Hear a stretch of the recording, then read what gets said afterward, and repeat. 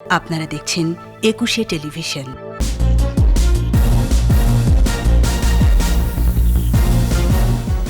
EC গঠনে আইন করার সুযোগ নেই বললেন আইনমন্ত্রী। রাষ্ট্রপতির সাথে বিএনএফ ও ইসলামী ঐক্যজোটের সংলাপ। শিক্ষা অধিদপ্তরের কর্মকর্তা কর্মচারীদের দুর্নীতি, 92 সুপারিশ ফেব্রুয়ারির মধ্যে বাস্তবায়নের তাগিদ। আরও 3 জনের ওমিক্রন শনাক্ত, প্রয়োজনের চেয়ে 3 কোটি বেশি টিকা মজুদ জানালেন স্বাস্থ্যমন্ত্রী। খেলাপি ঋণ আদায়ে বড় চ্যালেঞ্জ বলছেন অর্থনীতিবিদরা, কেন্দ্রীয় ব্যাংকের নীতি সংস্কারের পরামর্শ।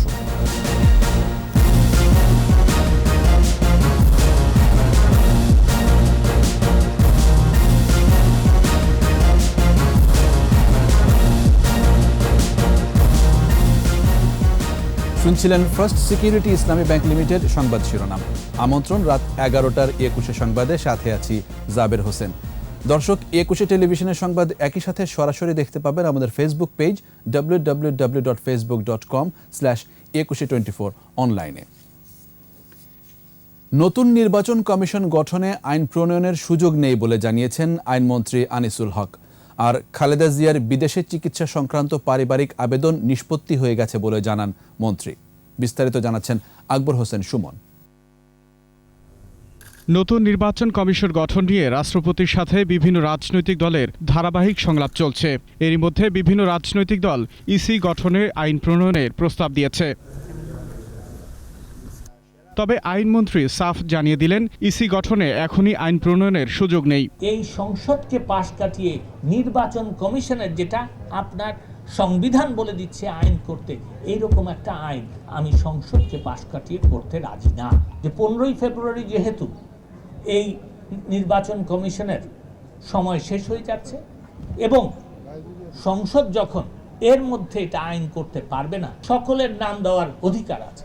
তো সেই ক্ষেত্রে আমার মনে হয় ইলেকশন কমিশন নিয়ে গঠন নিয়ে কোনো বিতর্ক করার কোনো অবকাশ আছে বলে। খালেদা জিয়ার বিদেশে চিকিৎসা প্রসঙ্গে আইনের ধারার উদ্ধৃতি দিয়ে নতুন করে আবেদনের আহ্বান জানান মন্ত্রী। একটা নিষ্পত্তি করার দরখাস্ত কিন্তু পুনর্বিবেচনা করার ক্ষমতা আমার নাই আইনে। এখন উনি যদি বলেন যে আমি এই আপনারা যে আমাকে শর্তযুক্ত করেছেন, ছেড়ে দিয়েছেন, এটা আমি মানি না, আমাকে জেলে নিয়ে যান, আমি আবার দরখাস্ত করব, তখন উনি দরখাস্ত করতে পারেন। সাংবাদিকদের বিরুদ্ধে ডিজিটাল আইনে সরাসরি মামলা হবে না বলেও জানান আইনমন্ত্রী। The enquiry process. Akbar Hossain Suman, Ekushey television, Dhaka. মুক্তিযুদ্ধের চেতনায় বিশ্বাসীদের নিয়ে নির্বাচনকালীন সরকার গঠন সহ 3 দফা প্রস্তাব দিয়েছে বিএনএফ, আর ইসলামী ঐক্যজোট দিয়েছে 4 দফা প্রস্তাব। বিকেলে নতুন নির্বাচন কমিশন গঠনের লক্ষ্যে বঙ্গভবনে রাষ্ট্রপতি মোহাম্মদ আব্দুল হামিদের সঙ্গে সংলাপে বসে বাংলাদেশ ন্যাশনালিস্ট ফ্রন্ট বিএনএফ। এ সময় সার্চ কমিটি গঠনের জন্য 5 জনের নাম প্রস্তাব করেছে দলটি। আর সন্ধ্যায় ইসলামী ঐক্যজোটের চেয়ারম্যান আবুল হাসানাত আমিনীর নেতৃত্বে 7 সদস্যের প্রতিনিধি দল রাষ্ট্রপতির সঙ্গে সংলাপের জন্য বঙ্গভবনে যান। সাংবিধানিক পদের গ্রহণযোগ্য ব্যক্তিদের পাশাপাশি একজন শীর্ষস্থানীয় আলেমকে নিয়ে সার্চ কমিটি গঠন সহ 4 দফা প্রস্তাব দিয়েছে দলটি। সাংবিধানিক পদে থাকা নির্ভরযোগ্য এবং গ্রহণযোগ্য ব্যক্তিদের মধ্য থেকে এই সার্চ কমিটির সদস্যদেরকে নেওয়া হয়। একটি আইন করার জন্য আমরা আহ্বান জানিয়েছি এবং উদ্যোগ গ্রহণ করার জন্য আহ্বান জানিয়েছি। অনুসন্ধান কমিটি দিয়ে আপনাকে নির্বাচন কমিশন গঠন করতে হবে। 3টি প্রস্তাব দিয়েছি, 5 জনের নাম বলেছি আর কি। এখন সর্বশেষ যে প্রস্তাব করেছি, সংকট উত্তরণের জন্য আমরা মনে করি যে এই মুহূর্তে এই নির্বাচন কমিশনকে শক্তিশালী করা, একটা নির্বাচন অনুষ্ঠিত হবে নির্বাচন কমিশনের অধীনে। তবে নির্বাচনের সময়কালীন একটা সরকার গঠনের জন্য আমরা রাষ্ট্রপতির কাছে প্রস্তাব করেছি। নেতিবাচক রাজনীতি থেকে সরে শক্তিশালী নির্বাচন কমিশন গঠনে বিএনপি এগিয়ে আসবে বলে আশাবাদ জানিয়েছেন আওয়ামী লীগ সাধারণ সম্পাদক ওবায়দুল কাদের।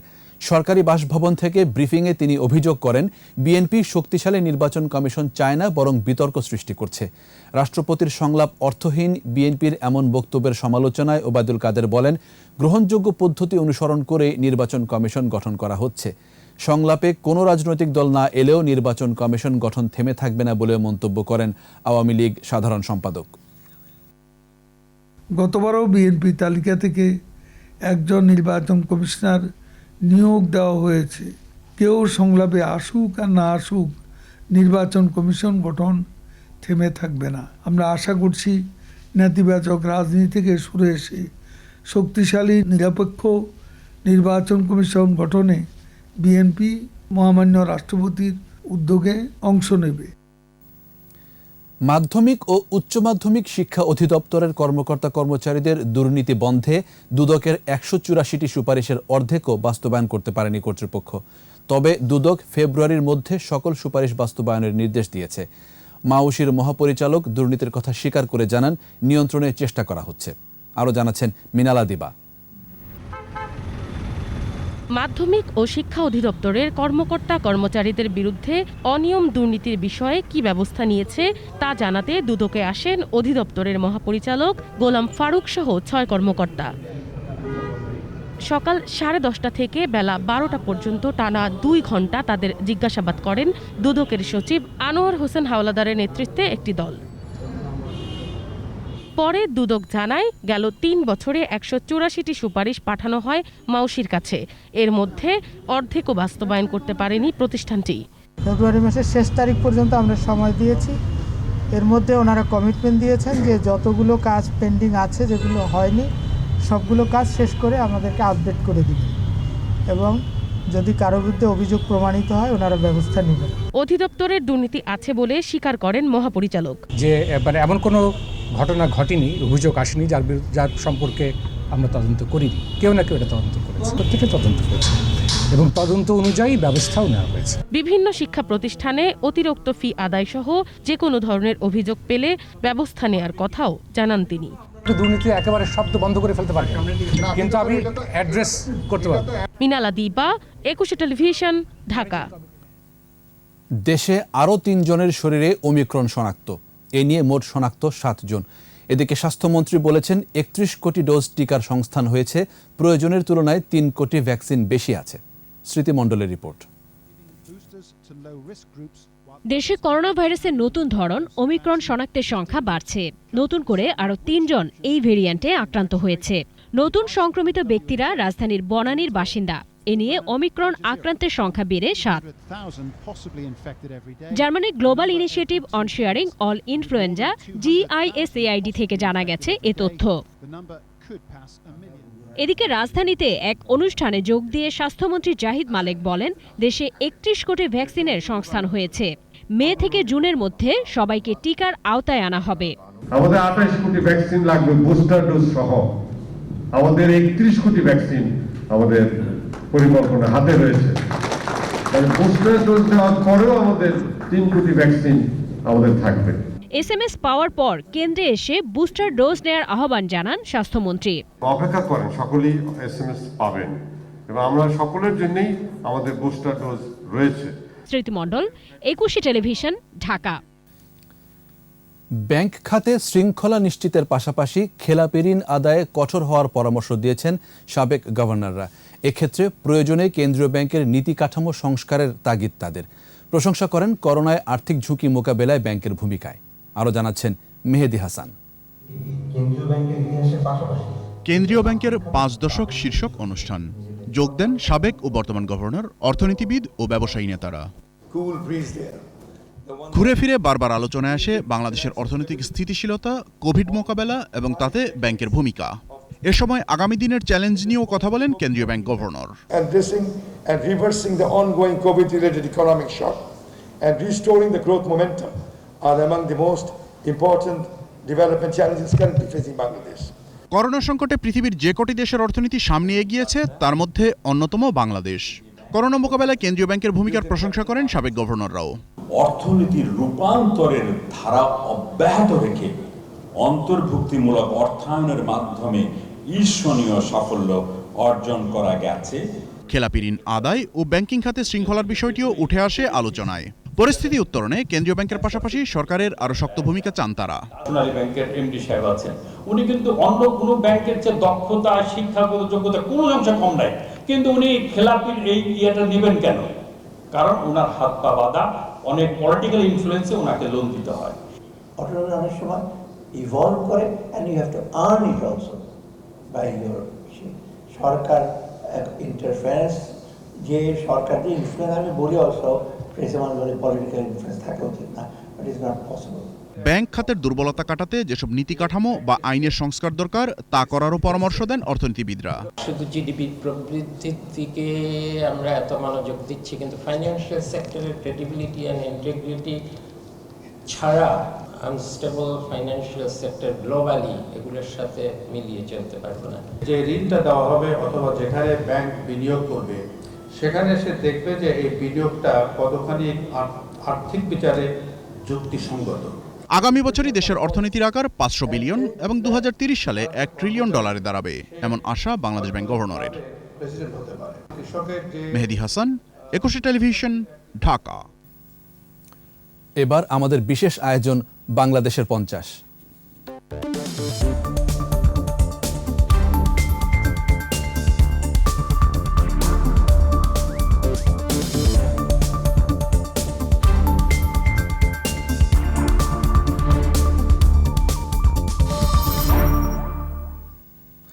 লেটার প্রেস থেকে কম্পিউটার প্রযুক্তি, সঙ্গে অর্থনীতির বিকাশ, রূপান্তর এনেছে বাংলাদেশের গণমাধ্যমে। বিচিত্র সংবাদের ভিড়ে আছে গুজবের রকমফের। তারপরও টেলিভিশন কিংবা পত্রিকা এখনও সংবাদের মানবিক ভিত্তি। বদলে যাওয়া গণমাধ্যমের স্থলক সন্ধান করেছেন মোহাম্মদ নুরুন নবী।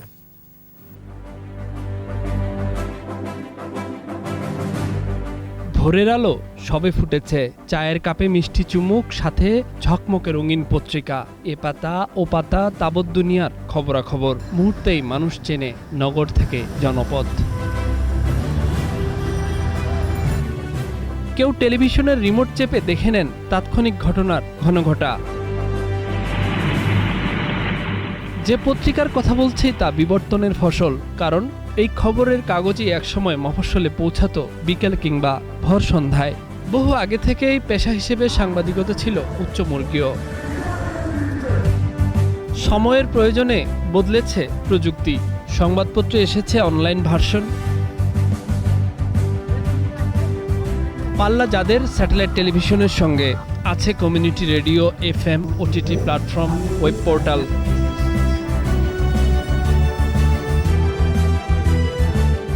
সব মিলিয়ে এক জটিল সময় পার করছে দেশের গণমাধ্যম, যেমনটি বলছিলেন পত্রিকা ও টেলিভিশনে কাজ করা বিশিষ্ট সাংবাদিক।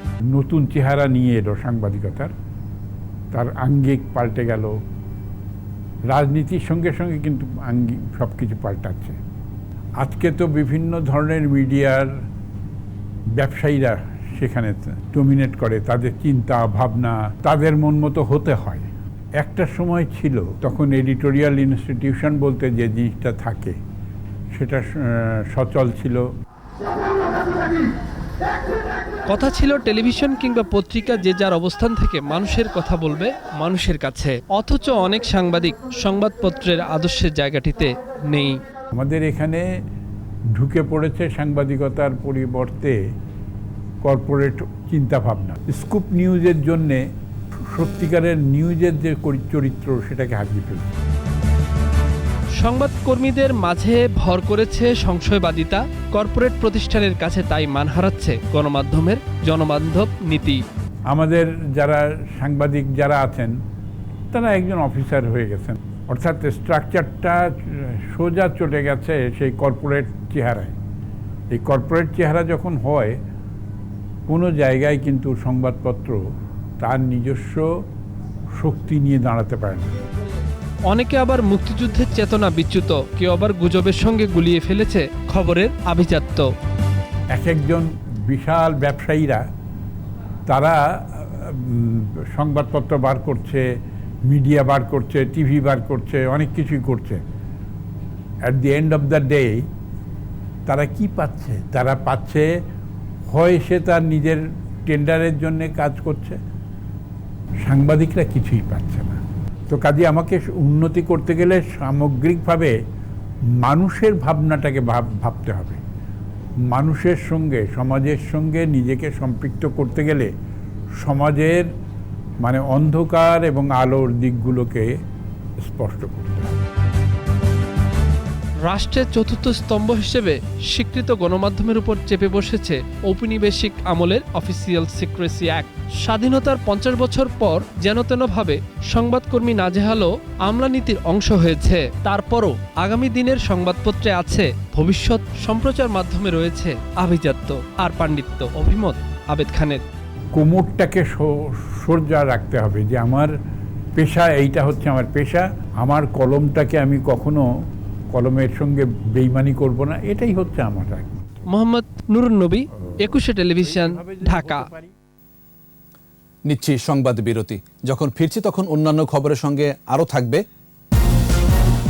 নারায়ণগঞ্জ সিটি নির্বাচন, নৌকার পক্ষে গণজোয়ার সৃষ্টির দাবি আইভীর, কর কমানোর প্রতিশ্রুতি তৈমুরের।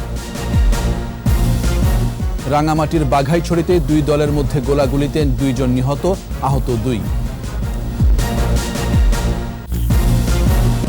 আবারও আমন্ত্রণ রাত 11টার 21 সংবাদে। নারায়ণগঞ্জ সিটি নির্বাচনে জমে উঠেছে প্রচারণা। আওয়ামী লীগের প্রার্থী ডাক্তার সেলিনা হায়াত আইভী দাবি করেন নৌকার পক্ষে জোয়ার সৃষ্টি হয়েছে।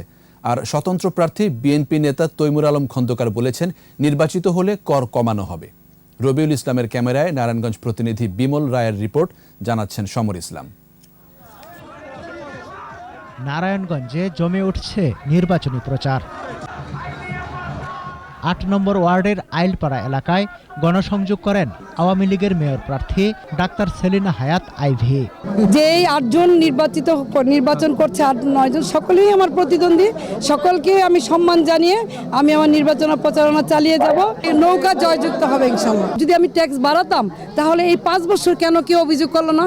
হঠাৎ করে এই স্ট্যান্ডবাজি করে তো মানুষকে বোকা বানানো যাবে না। নগরীর সিদ্ধিরগঞ্জের 1 ও 2 নম্বর ওয়ার্ডে গণসংযোগ করেন স্বতন্ত্র প্রার্থী বিএনপি নেতা তৈমুর আলম খন্দকার। এ সময় তিনি হোল্ডিং ট্যাক্স ও ট্রেড লাইসেন্স ফি কমিয়ে নিরাপদ নগরী গড়ে তোলার কথা জানান। আমার প্রথম কাজ হবে ট্রেড লাইসেন্স অপূর্বের জায়গায় নিয়ে যাওয়া হবে এবং যে কোনো জনগণকে হয়রানির পরিবর্তে তাদের সেবা বৃদ্ধি করা হবে, এটি আমার প্রত্যাশা। আমি নিজে কোনো শঙ্কিত না, কারণ জনগণ আমার পাশে আছে। এদিকে উঠান বৈঠক, গণসংযোগ ও লিফলেট বিলি সহ প্রচারণায় নেমেছেন কাউন্সিলর প্রার্থীরাও। সমর ইসলাম, 21 টেলিভিশন। রাঙামাটির বাঘাইছড়িতে আধিপত্য বিস্তারকে কেন্দ্র করে 2 পক্ষের গোলাগুলিতে 2 জন নিহত হয়েছে, আহত হয়েছে 1 জন। পুলিশ ও স্থানীয়রা জানায় দুপুরে বাঘাইছড়ির রূপকারী ইউনিয়নের 2 কিলো এলাকায় আঞ্চলিক রাজনৈতিক দল ইউপিডিএফ গণতান্ত্রিক সমন্বয়ক জেনন চাকমা ও সন্তু লারমার নেতৃত্বাধীন পার্বত্য চট্টগ্রাম জনসংহতি সমিতির মধ্যে গোলাগুলি হয়। ঘণ্টাব্যাপী এই গোলাগুলিতে 2 পক্ষের 2 কর্মী নিহত হয়। পুলিশ ঘটনাস্থলে গিয়ে মৃতদেহ উদ্ধার করে। এলাকায় থমথমে অবস্থা বিরাজ করছে।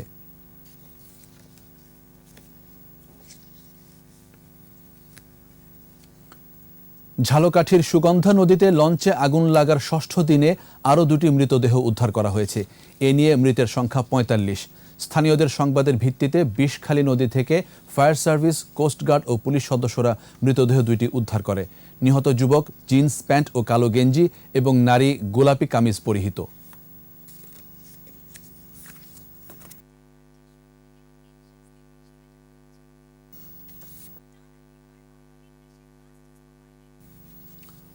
কক্সবাজারে নারীকে সংঘবদ্ধ ধর্ষণের মামলার আসামি ইসরাফিল হুদা জয়ের 3 দিনের রিমান্ড মঞ্জুর করেছে আদালত। কক্সবাজারের senior judicial magistrate Mohammad Abul Mansur সিদ্দিকীর আদালত এই আদেশ দেন। পুলিশ জানায় 7 দিনের রিমান্ডের আবেদন করা হয়েছিল। 22 ডিসেম্বর ভুক্তভোগী সংঘবদ্ধ ধর্ষণের শিকার হন। এই ঘটনায় 23 ডিসেম্বর মামলা করেন ভুক্তভোগীর স্বামী।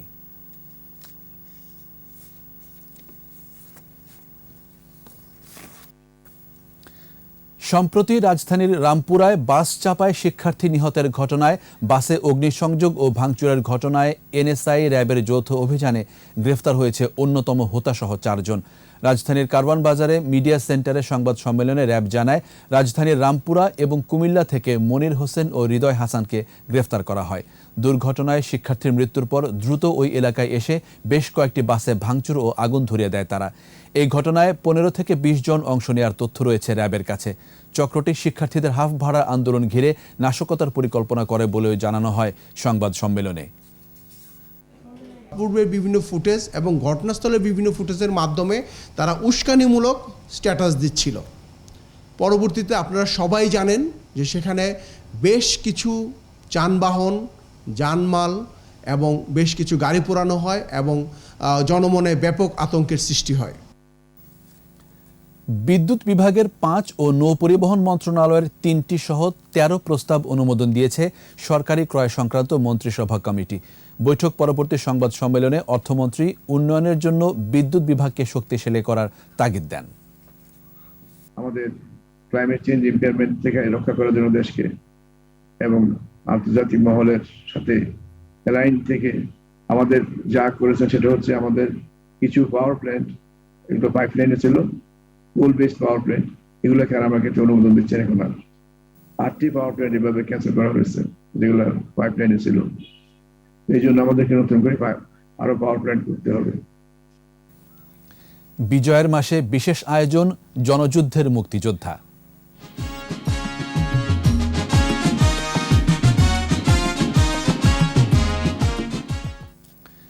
মুক্তিযুদ্ধের ইতিহাসে এক সাহসী গেরিলা যোদ্ধা আলী হায়দার চৌধুরী ৭১-এ বঙ্গবন্ধুর ডাকে যোগ দিয়েছিলেন বেঙ্গল লিবারেশন ফোর্সে। 9 মাস যুদ্ধে পাকিস্তানি বাহিনীকে পরাজিত করে মুক্ত করেছিলেন চট্টগ্রামের সন্দ্বীপকে। বাংলার এই বীর সেনানীর গল্প তুলে এনেছেন প্রণব চক্রবর্তী।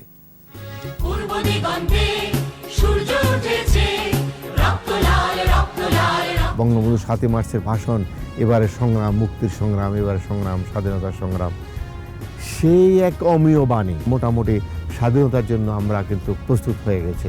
আমরা তখন এলাকায় চলে আসলাম, এসে আমরা কি করলাম, আস্তে আস্তে আমাদের স্কুলের, কলেজের যারা যারা পড়তো তাদেরকে ডেকে আমরা ওই ট্রেনিং দেওয়া শুরু করলাম, লাঠি নিয়ে স্কাউটিং কিংবা এনার্জি গেইন করার জন্য সোলাবুট খাওয়া, মানে প্রশিক্ষণ নেওয়া। কারণ আমাদের যুদ্ধের রণকৌশল তো আমাদের জানা নাই। চট্টগ্রামের চারিদিকে চিটাঙের আগুন লাগতেছে, পাকিস্তান বাহিনী আগুন লাগাচ্ছে।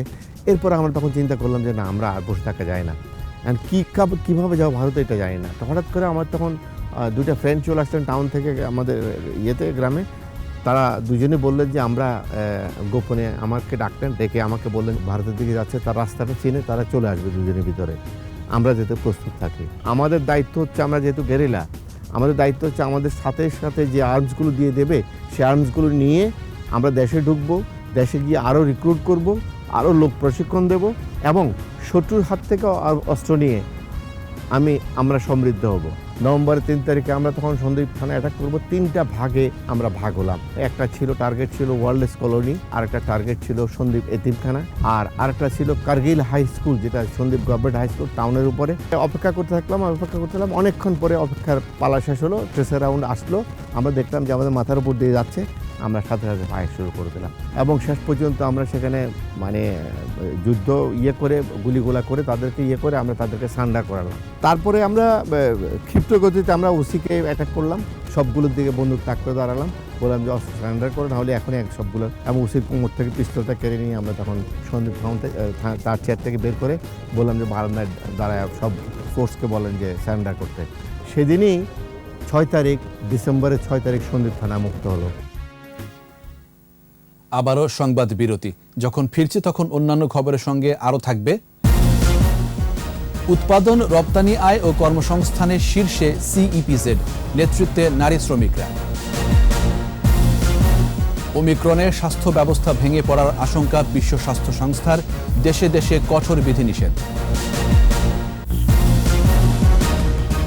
দেখছেন রাত 11টার 21 সংবাদ। মুজিব বর্ষ ও স্বাধীনতার সুবর্ণ জয়ন্তী উপলক্ষে চালু হচ্ছে ইলেকট্রনিক ডিফেন্স প্রকিউরমেন্ট ইডিপি। রাজধানীর তেজগাঁও প্রতিরক্ষা ক্রয় মহাপরিদপ্তরে প্রতিরক্ষা মন্ত্রণালয়ের সিনিয়র সচিব ডক্টর আবু হেনা মোস্তফা কামাল এই সিস্টেম উদ্বোধন করেন। বর্তমান সরকারের ডিজিটাল বাংলাদেশ বিনির্মাণের অন্যতম সফল উদ্যোগ হচ্ছে সরকারি ক্রয় কার্যক্রমকে ইলেকট্রনিক গভর্নমেন্ট প্রকিউরমেন্ট তথা ইজিপি এর মাধ্যমে সম্পন্ন করা। প্রস্তাবিত ইডিপি সিস্টেমে প্রতিরক্ষা ক্রয়ের সাথে সংশ্লিষ্ট স্টেক হোল্ডার, দেশি বিদেশি সরবরাহকারী ও ব্যাংক অন্তর্ভুক্ত থাকবে।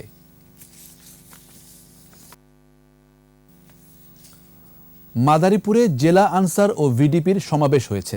মাদারীপুর আনসার ও গ্রাম প্রতিরক্ষা বাহিনীর কার্যালয় মাঠে আয়োজিত অনুষ্ঠানে প্রধান অতিথি ছিলেন বাহিনীর মহাপরিচালক মেজর জেনারেল মিজানুর রহমান শামীম। এ সময় বাংলাদেশ আনসার ও গ্রাম প্রতিরক্ষা বাহিনীতে বিভিন্ন পর্যায়ে কর্মরত মাদারীপুরের সফল সদস্যদের পুরস্কৃত করা হয়। অনুষ্ঠানে জেলা পর্যায়ের বিভিন্ন দপ্তরের কর্মকর্তা, বাহিনীর সদস্যরা উপস্থিত ছিলেন।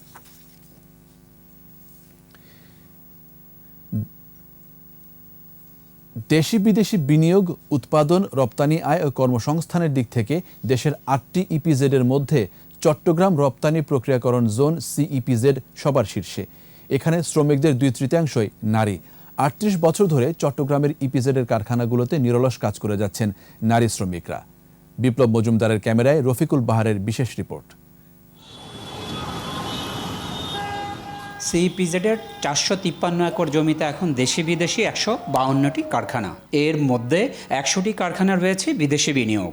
38 বছরে 1892 মিলিয়ন মার্কিন ডলার বিনিয়োগের মধ্যে গত 5 বছরে সিইপিজেডে নতুন বিনিয়োগ হয়েছে 286 মিলিয়ন মার্কিন ডলার। আর 4.5 বছরে পণ্য রপ্তানি থেকে আয় হয়েছে 10,000 মিলিয়ন ডলার। 5 বছরের ট্যাক্স হলিডে সুবিধা, বিদ্যুৎ, গ্যাস, পানি, ভবন নির্মাণ ও রাস্তার অবকাঠামো সুবিধা নিশ্চিত করা হয়েছে, যা ওয়ান স্টপ সার্ভিস হিসাবে পরিচিত। বিনিয়োগকারীদের আগ্রহের এটিও অন্যতম কারণ বলে মনে করছেন শিল্প মালিকরা। উন্নয়নের জন্য যে সরকার যে স্বপ্ন দেখছেন তার প্রতিটা জিনিসের প্রতিচ্ছবি কিন্তু আমি ইপিজেডের প্রত্যেকটা মানুষের মধ্যে সেই রিফ্লেকশনটা দেখা যায়। ইন্ডাস্ট্রি, ওয়ার্ক এনভায়রনমেন্ট এবং ইন্ডাস্ট্রির গ্রোথের জন্য যে এনভায়রনমেন্ট দরকার এটি আমরা ইপিজেডে পেয়েছি এবং আমরা ডেফিনেটলি হ্যাপি। তাঁবু থেকে শুরু করে সাইকেল, শার্ট, প্যান্ট, গেঞ্জি, টাওয়াল, জ্যাকেট সব কিছুই উৎপাদন হয় সিইপিজেডের এসব কারখানায়। উৎপাদন প্রক্রিয়ায় নেতৃত্ব রয়েছে মূলত নারী শ্রমিকরাই। এখানে কাজের পরিবেশ অনেক সুন্দর, মানে স্বাস্থ্য শৃঙ্খলা বজায় রেখে ভালোভাবে কাজ করতেছে। তখন আমার স্যালারি ছিল 4,900 টাকা, আর এখন বর্তমানে আমার স্যালারি 14,562 টাকা। ঢাকা, সাভার, কুমিল্লা, ঈশ্বরদী, আদমজী সহ দেশের 8টি ইপিজেডের মধ্যে সিইপিজেডের বিনিয়োগ এককভাবে 33%। এছাড়া রপ্তানিতে 41%, কর্মসংস্থানে 36% ও চালু কারখানায় 33% অবদান সিইপিজেডের। মেয়েদের হাতের আঙুলগুলো অনেকটা সুইংয়ের জন্য সবচেয়ে বেস্ট। তাদের ধৈর্য এবং তাদের যে গ্রহণ করার ক্ষমতা, ট্রেনিং, আমাদের এখানে মেয়েদের উপরেই ডিপেন্ডেন্সিটা বেড়েছে।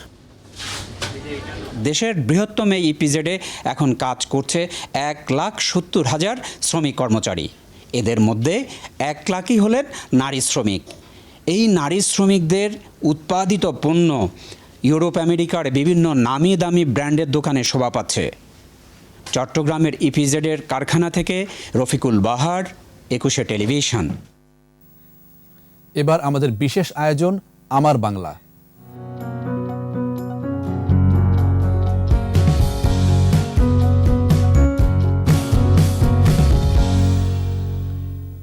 শীতের শুরুতেই বিভিন্ন প্রজাতির পরিযায়ী পাখির কলকাকলিতে মুখরিত নড়াইলের অরুণিমা ইকো পার্ক সহ আশপাশের গ্রামগুলো। পাখির নিরাপদ অভয়াশ্রমে পরিণত হয়েছে এলাকাটি। এখানকার লাখো পাখির কলকাকলি মুগ্ধ করবে যে কাউকেই। নড়াইল প্রতিনিধি ফরহাদ খানের রিপোর্ট, জানাচ্ছেন রত্না জামান। এক যুগ ধরেই পাখিদের অভয়াশ্রম এই নড়াইলের পানিপাড়া এলাকার অনুরিমা রিসোর্ট সহ আশপাশের গ্রামগুলো। গাছগাছালিতে সারা বছরই বিভিন্ন প্রজাতির পাখি দেখা যায়, তবে শীতের শুরু থেকে শেষ পর্যন্ত পাখির সংখ্যা অন্য সময়ের তুলনায় কয়েক গুণ বেড়ে যায়। পাখি দেখার পাশাপাশি অনুরিমার প্রায় 52 একর বিশাল জায়গা জুড়ে গাছপালা, ফুল ও প্রকৃতির সৌন্দর্য উপভোগ করেন পর্যটকরা। এখানের ব্যতিক্রম হচ্ছে আমরা হাজারো লাখো পাখি দেখছি। বোটিংটা আমরা করি এই পাখির মধ্য দিয়ে, তখন হচ্ছে মনে হয় যে পাখি আমার কানটা ছুঁয়ে চলে যাচ্ছে, আমার মাথা ছুঁয়ে চলে যাচ্ছে, এবং এই মানে অভিজ্ঞতাটা আসলে অসাধারণ। খুবই সুন্দর একটা ন্যাচারাল বিউটি যেটা বলে, আর এখানের পাখির সৌন্দর্যের কথা বলে তো শেষ করা যাবে না। ভীষণ সুন্দর একটা জায়গা।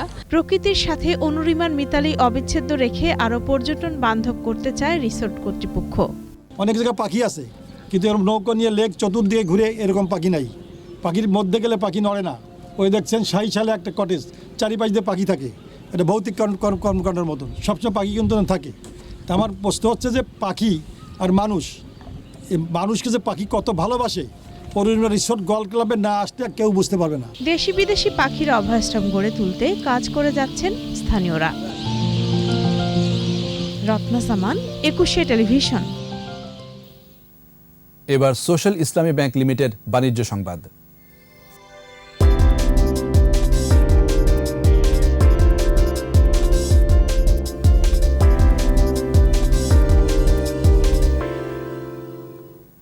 টাঙ্গাইলের ঘাটাইলে ইউনিয়ন ব্যাংক লিমিটেডের সাগরদিঘি শাখার উদ্বোধন করা হয়েছে। ব্যাংকের প্রধান কার্যালয় থেকে ভিডিও কনফারেন্সের মাধ্যমে শাখাটি উদ্বোধন করেন ব্যবস্থাপনা পরিচালক এবিএম মোকাম্মেল হক চৌধুরী। এ সময় উপস্থিত ছিলেন অতিরিক্ত ব্যবস্থাপনা পরিচালক মোহাম্মদ হাবিবুর রহমান, উপব্যবস্থাপনা পরিচালক হাসান ইকবাল, মোহাম্মদ নজরুল ইসলাম, সাগরদিঘি ইউনিয়ন পরিষদের চেয়ারম্যান হেকমত শিকদার সহ স্থানীয় গণ্যমান্যরা। এই উপলক্ষে দোয়া মাহফিলের আয়োজন করা হয়। আমাদের এবারের আয়োজন বিজয় চিহ্ন।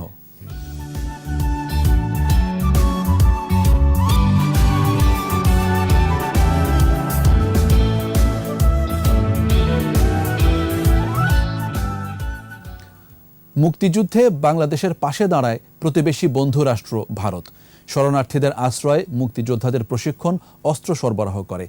ভারী অস্ত্র, ট্যাঙ্ক, বিমান, যুদ্ধজাহাজ নিয়ে মুক্তিযোদ্ধাদের সাথে কাঁধে কাঁধ মিলিয়ে যুদ্ধে অংশ নেয় মিত্রবাহিনী। ফারুক হোসেন তানভীরের ক্যামেরায় যুদ্ধে ব্যবহৃত বিমান ও ট্যাঙ্ক নিয়ে মানিক শিকদারের ভিজুয়াল প্রতিবেদন।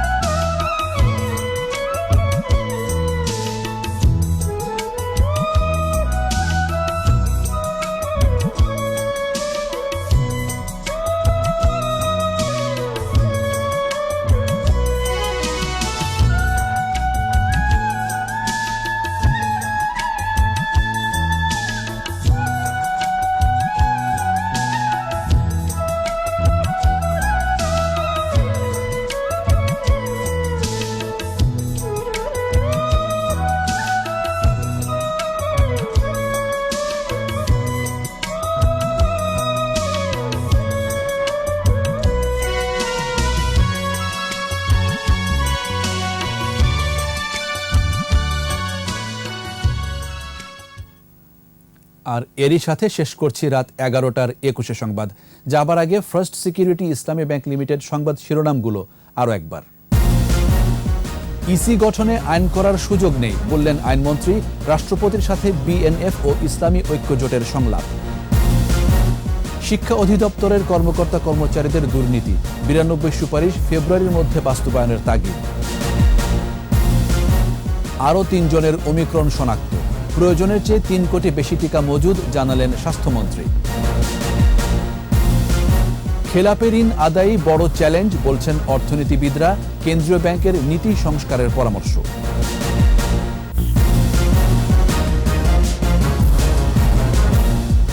একুশে টেলিভিশনের সর্বশেষ খবর জানতে ডায়াল করুন 2021 নম্বরে আর ভিজিট করুন ekushe-tv.com এই ওয়েবসাইট।